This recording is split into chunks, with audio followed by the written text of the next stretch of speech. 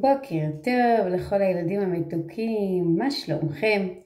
אני מקווה שאתם מרגישים טוב, אני כבר ממש מתגעגעת אליכם ומאוד מקווה שנוכל לחזור לגן אפילו לכמה ימים כדי להיפגש ולסיים כמו שצריך את השנה.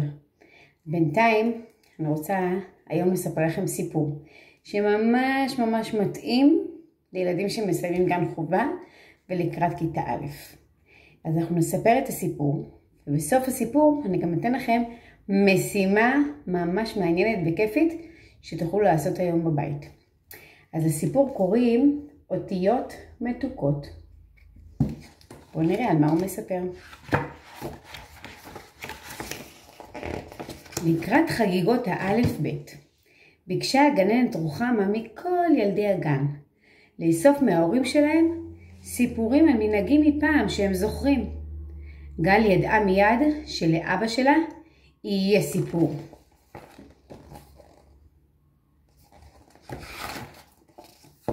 פעם ידעו לעשות מנהגים, אמר אבא. סיפורים על פעם תמיד גרמו לאבא לדבר פתאום עם עין ועם חטא חמות, כאילו הרגע יצאו מהתנור. וכמובן לדבר על סבא רפאל.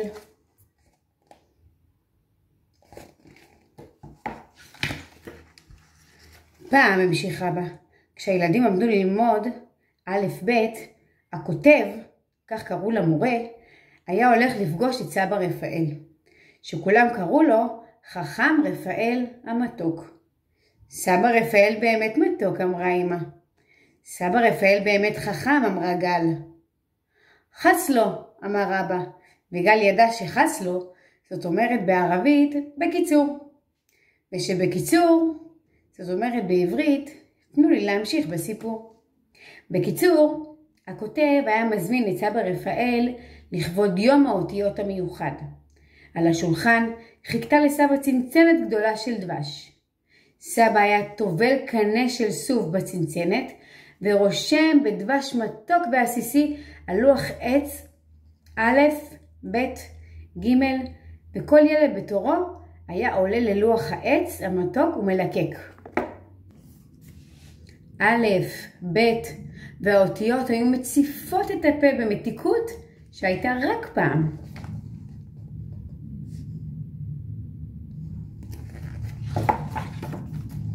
סבא רפאל היה אופה לתלמידים אותיות מתוקות של מרציפן ושל חלבה ושל עוגיות, וגם בבית נשאר לילדים הטעם המתוק של אותיות האלף בית. מה עם ג'? שאלה גל. הג' הייתה הכי מתוקה. גלוש מתוקה שלי, אמר אבא. מתוקה כמו שרק פעם היה מתוק. אמר והמשיך בסיפור.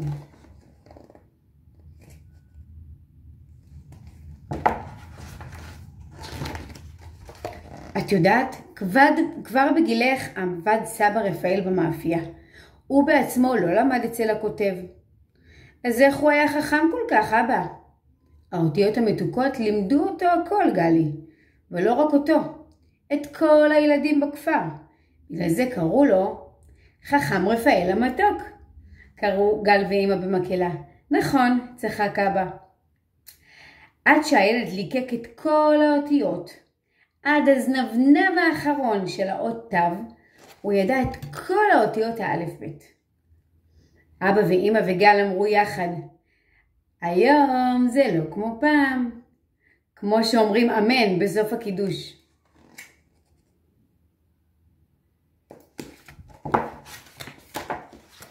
למחרת בבוקר, גל סיפרה בגן את הסיפור על האותיות הכתובות בדבש. רוחמה הגננת אמרה שזה סיפור ממש מתוק. יערה אמרה, אתם יודעים שיש דבר כזה יערת דבש? יש לי רעיון, אמרה רוחמה.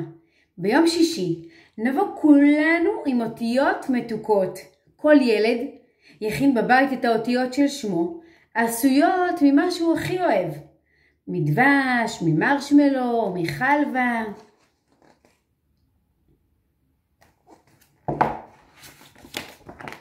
רוחמה הוסיפה שאפשר גם לאפות אותיות מתוקות בטעם שקדים או חמאה, או שוקולד, קרא אורי ועיניו נצצו, או פחזניות של יערת דבש, אמרה יערה בהרסת חשיבות.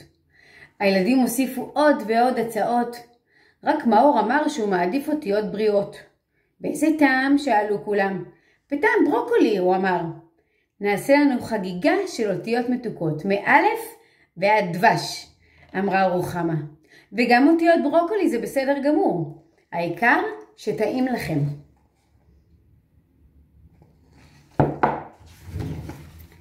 כל הילדים צהלו ושמחו, ואפילו קפצו. רק גל ישבה בצד וחשבה על השם שלה. למה גל?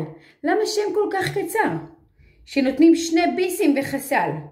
למה לא קראו לה אחינועם, שולמית או חפציבה? היא הייתה שמחה גם בשם פשוט כמו אבא גדה וזכתי.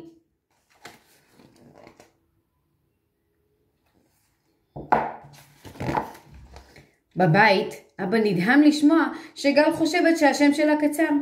גל הוא דבר ארוך מאוד. ראית פעם את גלי הים בחוף של תל אביב? והרי גלי הכל יכולים להגיע אפילו עד הירח. אבל אנחנו מדברים על אותיות, אבא, וגל זה שם קצר. סיפרתי לך פעם שהשם שלך מורכב מראשי תיבות? שאל אבא. השם גל הוא ראשי תיבות של שמות 2 הסבתות שלך. גברת גאולה, שכולם קראו לה לולה, היא העניקה לך את הגימל. וליידי ליליאנה, שכולם קוראים לה אנה, היא הלמד שלך. גלי, חיים של אבא, תגידי לי את.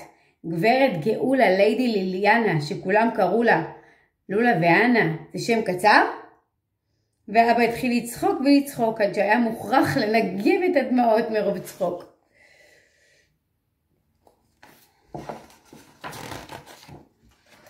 אחרי הארוחה כולם החליפו בגדים. הסתנרו בסנרים, מדדו וניפו, טרפו והרבלו, לשו וקרצו. ואפילו שהשתמשו בתבנית הגדולה, בקושי היה במקום לשם הקצר.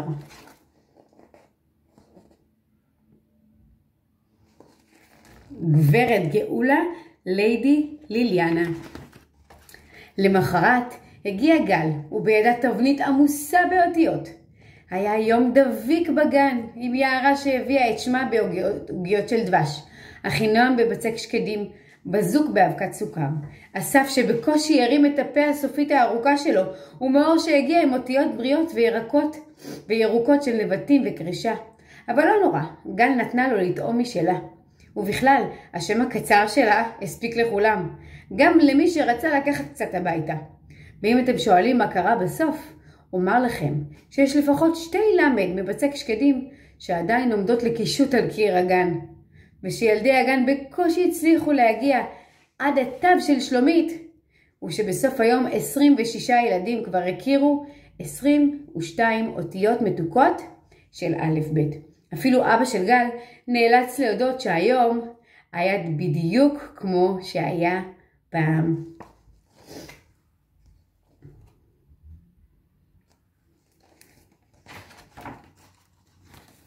אז עכשיו, אחרי ששמענו את הסיפור, אני מציעה לכל אחד לחשוב ממה הוא רוצה להכין את האותיות של השם שלו. זה יכול להיות עוגיות מחותכנים של אותיות.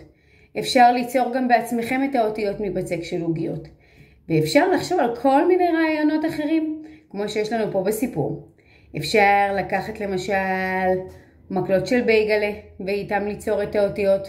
ממש לחשוב, או לבד, או ביחד עם ההורים או האחים הגדולים, ממה אתם יכולים ליצור את האותיות של השם שלכם, ואז תצלמו את מה שיצא, ותשלחו אליי, ונוכל גם להראות לכל החברים. אז שיהיה בהצלחה. ואני מחכה לראות את האותיות המתוקות שלכם. יום טוב, להתראות.